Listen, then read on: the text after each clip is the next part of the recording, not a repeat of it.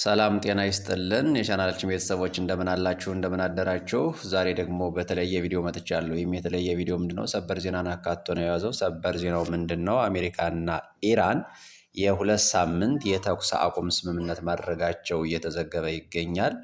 እስከ ቪዲዮ ፍጻሜ ድረስ አብራችሁን ስትቆዩ ዝርዝሩን የምታደምጡት ይሆናል። ቀጥታ አሁን ወደ ዜናው አለፍን።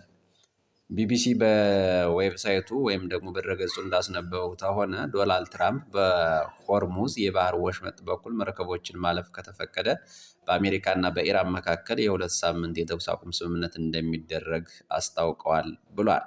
የኢራን የውጭ ጉዳይ ሚኒስትር አባስ አራንጊቺ ቴህራን በኢራን ላይ የሚሰነዘሩ ጥቃቶች ከቆሙ እስከ መጨረሻው የመዋጋት ፍላጎት እንደሌላቸው ተናግረዋል።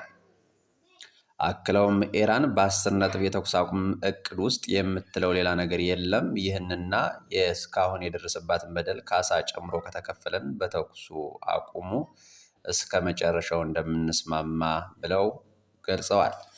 እስራኤል የፓኪስታን ጠቅላይ ሚኒስትር እንደተናገሩት የሁለት ሳምንት የተኩስ አቁም ስምምነት ሊባኖስን አያካትትም ስትል አስታውቃለች። ረቡዕ ጠዋት እስራኤል በሊባኖስ ውስጥ በታይር ለሚኖሩ ሰዎች አዲስ የመልቀቂያ ትዕዛዝ አውጥታለች።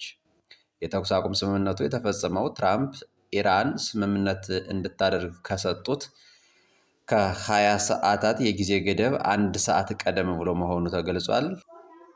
እንደ አስታራቂ ሆና የምትሰራው ፓኪስታን ዓርብ ዕለት በኢስላማባድ ውስጥ ሁለቱንም ወገኖች እንዲወያዩ ጋብዛለች።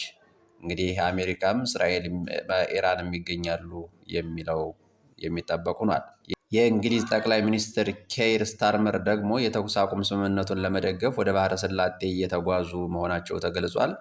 ኢራን ትልቅ ድል እንዳገኘች የፋርስ ዘጋቢዎች እየዘገቡ ቢሆንም ነገር ግን ኢራን ምንም በጣም ደካማ በሆኑ ቦታ ላይ እንደምትገኝ ሌሎቹ ደግሞ ይቃወማሉ። የነዳጅ ዋጋ በከፍተኛ ሁኔታ ቀንሷል። ነገር ግን የኃይል ዋጋ እየጨመረ እንደሆነ ብዙዎች የሚስማሙበት ጉዳይ ነው። የዛሬው የአዲሱ የሰበር ዜናችን ዜና ይሄንን ይመስል ነበረ። እንዴት አያችሁት? የመጀመሪያ የሰበር ዜና አቅራቢ ነኝ። እንዴት እንዳያችሁት በኮሜንት ሴክሽን ላይ ያስቀምጡልኝ።